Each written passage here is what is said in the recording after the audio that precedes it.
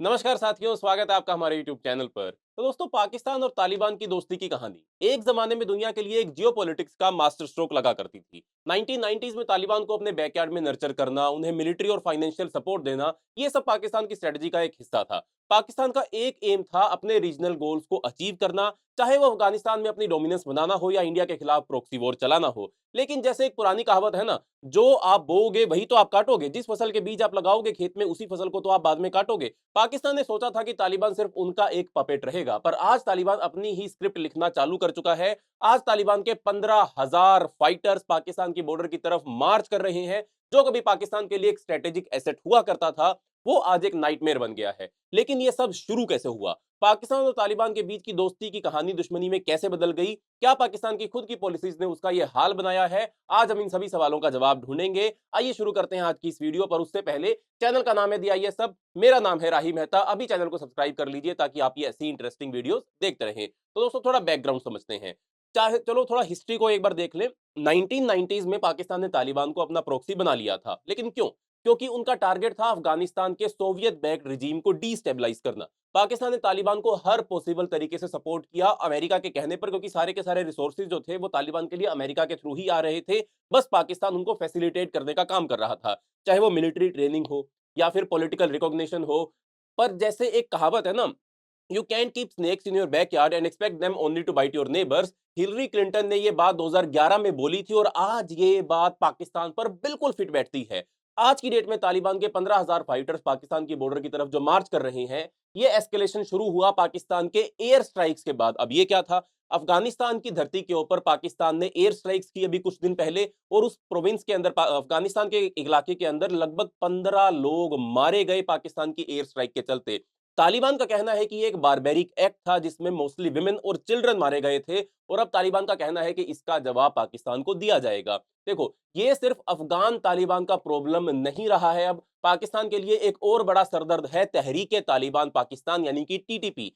TTP और अफगान तालिबान अलग अलग ग्रुप्स है, पर इनके बीच एक टैक्टिक अंडरस्टैंडिंग है। और टीटीपी पाकिस्तान के अंदर इस्लामिक एमिरेट बनाने का सपना देखता है, जैसे 2023 में पाकिस्तान ने अपने, और उसी के चलते 2023 में पाकिस्तान में अपने टेरर अटैक्स जो है वो लगातार टीटीपी ने बढ़ा दिए हैं। इस साल की अगर हम बात करें तो 56% हमको टेरर अटैक में राइज देखने को मिला है। समझ रहे हो? जो टेरर ग्रुप पाकिस्तान ने खुद नर्चर किए थे, आज वो उसके खिलाफ हो चुके हैं। अब अगर पाकिस्तान ने तालिबान को एक स्ट्रेटेजिक टूल की तरह यूज किया था, चाहे वो इंडिया के खिलाफ हो या अफगानिस्तान में अपनी डोमिनेंस बनाए रखने के लिए हो, 1996 में पाकिस्तान उन 3 कंट्रीज में से एक था जिसने तालिबान को ऑफिशियली रिकॉग्नाइज किया था। पाकिस्तान का एक ही सपना था, स्ट्रेटेजिक डेप्थ क्रिएट करना। लेकिन ये डेप्थ अब उसी के लिए खुदाई बन गई है, जिसके अंदर उसको लगातार धकेला जा रहा है। अब अगर इसको थोड़ा और हम समझने की कोशिश करें, पाकिस्तान ने तालिबान कंट्रोल्ड एरियाज में जैश ए मोहम्मद, लश्कर ए तैयबा जैसे ग्रुप्स को ट्रेन करवाया था ताकि इंडिया के खिलाफ प्रॉक्सी वॉर चलाई जा सके। पर अब वही प्रॉक्सी वॉर उसके खुद के घर के अंदर आग लगा रही है। टीटीपी ओपनली पाकिस्तान सोल्जर्स और सिविलियंस को टारगेट कर रहा है और अफगान तालिबान उन्हें इनडायरेक्टली सपोर्ट भी करता है। अब इसको थोड़ा और एक्सपेंड करते हैं। पाकिस्तान का एयर स्ट्राइक एक डेस्परेट एक्ट था जो पाकिस्तान ने अफगानिस्तान की धरती में किया, ये बोलते हुए कि हम तो टीटीपी को टारगेट कर रहे हैं। पर इसका असर क्या हुआ? तालिबान इससे और भी ज्यादा स्ट्रांग हो गया है। काबुल ने ऑफिशियली पाकिस्तान के एनवॉय को समन भी किया और इस एयर स्ट्राइक को क्लियर एग्रेशन भी बोल दिया। अब तालिबान के फाइटर्स जो हैं, वो पाकिस्तान के खैबर पख्तूनख्वा इलाके के अंदर मार्च कर रहे हैं, बॉर्डर क्रॉस कर रहे हैं। ये सिर्फ एक रिटेलिएशन नहीं है, ये एक वॉर के शुरू होने का सिग्नल भी है। अब हिलरी क्लिंटन का वो स्टेटमेंट तो आपको याद ही होगा जो मैंने अभी आपको बताया था, कि वो स्नेक रिमार्क जो अभी हमने डिस्कस किया था। पाकिस्तान ने सोचा था कि वो तालिबान को अपने कंट्रोल में रखेगा, पर ये स्नेक अब उनके अपने ही मालिक के खिलाफ हो चुका है। ये प्रॉब्लम सिर्फ पाकिस्तान की नहीं, पर दुनिया के लिए एक वार्निंग है कि टेररिज्म कभी भी एक सस्टेनेबल स्ट्रेटजी नहीं हो सकती। जो भी देश टेररिज्म को सपोर्ट करते हैं, चाहे वो ईरान हो, चाहे वो अमेरिका भी इनडायरेक्ट तरीके से सपोर्ट करता है, चाहे अमेरिका हो या फिर रशिया हो या चाइना भी हो, इन सभी देशों को ये समझने की जरूरत है कि ये एक सस्टेनेबल स्ट्रेटजी नहीं है। ये टेररिस्ट आखिरकार आपके खिलाफ भी एक दिन हो ही जाएंगे। अब इसको मैं थोड़ा और डिटेल में अगर आपको समझाऊं, थोड़ा हिस्ट्री के अंदर और डीप डाइव अगर हम करें, पाकिस्तान के टेररिज्म की हिस्ट्री बहुत पुरानी है। 1980s के दौरान जब अफगानिस्तान में सोवियत यूनियन की इन्वेजन चल रही थी, तब पाकिस्तान ने अपनी टेरिटरी को मिलिटेंट्स के लिए एक बेस बनाने का काम किया था। उस वक्त पाकिस्तान ने अपने बॉर्डर के पास मुजाहिदीन को ट्रेन किया, जिन्होंने सोवियत फोर्सेस के खिलाफ एक जंग लड़ी। यह पाकिस्तान मिलिट्री और आईएसआई की एक स्ट्रेटजी का हिस्सा था। लेकिन उस वक्त से लेकर अब तक ये सब मिलिटेंट्स जो है जिन्होंने अपनी कंट्री को प्रोटेक्ट करने की वजह से इस सारी की सारी मूवमेंट को सपोर्ट दिया था, आज उन्हीं से पाकिस्तान को खुद को प्रॉब्लम हो चुकी है। तहरीक तालिबान जिसको अभी हमने समझा, टीटीपी या पाकिस्तान का सबसे बड़ा मिलिटेंट ग्रुप है, उसका राइज उस वक्त हुआ जब तालिबान ने अफगानिस्तान को कैप्चर किया और पाकिस्तान की सिक्योरिटी सिचुएशन को डिस्टेबलाइज करना शुरू किया। देखो, अफगानिस्तान में तालिबान का कंट्रोल हो चुका है, उसी तालिबान के कंट्रोल का इस्तेमाल करते हुए तहरीक तालिबान पाकिस्तान अपने आप को स्ट्रॉन्ग करता जा रहा है और अफगानिस्तान को बेस बनाकर पाकिस्तान के ऊपर अटैक कर रहा है। जो पहले पाकिस्तान के अंदर तालिबान बेस बनाकर अफगानिस्तान में अटैक करता था, अब उल्टी गंगा बह रही है और सब कुछ उल्टा हो रहा है।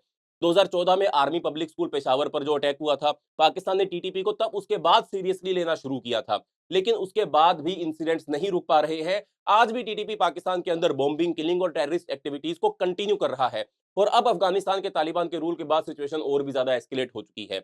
अब अगर हम बात करें 2024 के बारे में, पाकिस्तान में मिलिटेंट अटैक में फिर से बूम देखने को मिल रहा है। सिर्फ अगस्त 2024 के अंदर ही 254 लोग पाकिस्तान के अंदर इन टेरर अटैक के अंदर मारे जा चुके हैं और इनमें से ज्यादातर लोग सिविलियंस ही थे और बहुत कम लोग जो थे वो सिक्योरिटी ऑफिशियल्स थे। खैबर पख्तूनवा और बलूचिस्तान में ये अटैक सबसे ज्यादा देखने को मिले हैं। पाकिस्तान का कहना है कि अफगानिस्तान का तालिबान इन मिलिटेंट्स को शेल्टर देता है और इसी वजह से इनका स्ट्रेंथ जो है वो बढ़ रहा है।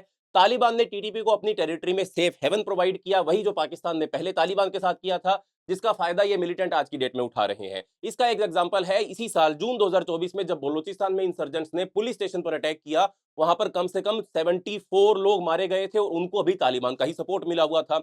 ये अटैक सिर्फ मिलिट्री या पुलिस तक लिमिटेड नहीं है, इस बार सिविलियंस को भी टारगेट किया जा रहा है। बलूचिस्तान में सेपरेटिस्ट इंसर्जेंसी चल रही है, जहां लोकल लोग अपने इंडिपेंडेंस के लिए पाकिस्तान से लड़ाई लड़ रहे हैं। ये इंसर्जेंट भी टीटीपी की तरह उनके साथ ही कोलैबोरेशन के अंदर है और पाकिस्तान को एक जॉइंट ऑपरेशन की तरह टारगेट करने की कोशिश की जा रही है। अब अगर बात करें मिलिटेंट्स के डिमांड्स के बारे में, टीटीपी और बलोच सेपरेटिस्ट की अपनी अपनी अलग अलग डिमांड्स हैं। टीटीपी की डिमांड है पाकिस्तान में शरिया लॉ का इंप्लीमेंटेशन होना और वो चाहते हैं कि पाकिस्तान की स्टेट को पूरी तरीके से अपने कंट्रोल में ले लिया जाए, जैसे कि अफगानिस्तान में तालिबान ने किया है। उनका एक और मेजर डिमांड है पाकिस्तान के पश्तून मेजोरिटी एरियाज को अपनी सो कॉल्ड इस्लामिक एमिरेट में मर्ज कर लेना। ऑन दी अदर हैंड, अगर हम बलूच सेपरेटिस्ट हैं उनकी अगर बात करें, उनकी डिमांड थोड़ी अलग है। उनका कहना है कि बलूचिस्तान को एक इंडिपेंडेंट स्टेट बना दिया जाए। उनका मानना है कि पाकिस्तान जो है उन्होंने उनके रिसोर्सेज को एक्सप्लॉइट किया है और उनके लोगों को पॉलिटिकल और इकोनॉमिक निगलेक्ट का सामना करना पड़ रहा है। उनका यह भी कहना है कि बलूचिस्तान में पाकिस्तान मिलिट्री की प्रेजेंस को हटाना पड़ेगा। ये डिमांड्स ना सिर्फ पॉलिटिकल है बल्कि इनका डीप सोशियो इकोनॉमिक इंपैक्ट भी है। जैसे बलूचिस्तान में चाइनीज प्रोजेक्ट के अगेंस्ट इंसर्जेंट्स की आवाज उठ रही है क्योंकि वो समझते हैं कि ये प्रोजेक्ट उनकी इंडिपेंडेंस को और भी ज्यादा दबाने का काम कर रहे हैं। ये एक इंपॉर्टेंट और सेंसिटिव क्वेश्चन है, क्या पाकिस्तान फिर से ब्रेक हो सकता है जैसे 1971 में हुआ था। 1971 में ईस्ट पाकिस्तान, अब बांग्लादेश को जिसको हम कहते हैं, उसने अपनी इंडिपेंडेंस के लिए एक जंग लड़ी थी जिसमें पाकिस्तान की मिलिट्री ने एक ब्रूटल क्रैकडाउन किया था। इसका नतीजा यह निकला था कि ईस्ट पाकिस्तान ने अपनी आजादी हासिल कर ली थी और बांग्लादेश बन गया था।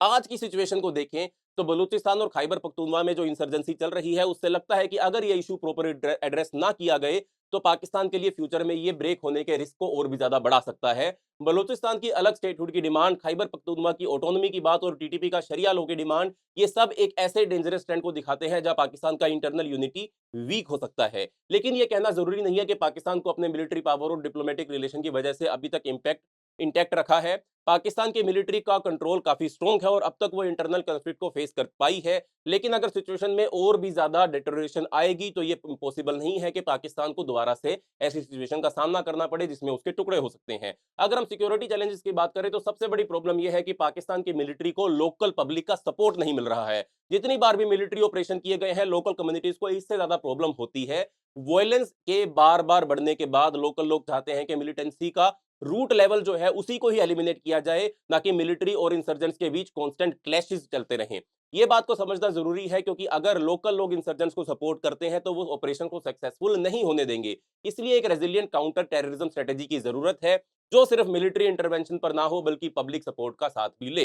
तो ये था पाकिस्तान, तालिबान और बलूच इंसर्जेंसी के बीच का एक खतरनाक इक्वेशन जो अब एक ओपन कन्फ्लिक्ट बन गया है। पाकिस्तान को ये डुअल तालिबान प्रॉब्लम सिर्फ एक जियोपॉलिटिकल क्राइसिस नहीं, पाकिस्तान के लिए एक लेसन भी है। जब आप आग के साथ खेलते हैं तो याद रखो वो आग कभी भी आपको भी जला सकती है। तो दोस्तों, ये था हमारा एनालिसिस आज की पाकिस्तान की सिचुएशन को लेकर। अगर आपको ये वीडियो अच्छी लगी हो तो वीडियो को लाइक करें, वीडियो को शेयर करें, वीडियो पर कमेंट करें और ऐसी ही वीडियोस देखते रहने के लिए चैनल को सब्सक्राइब करना मत भूलें। मिलते हैं अगली वीडियो के अंदर, तब तक के लिए धन्यवाद, बाय बाय, जय हिंद।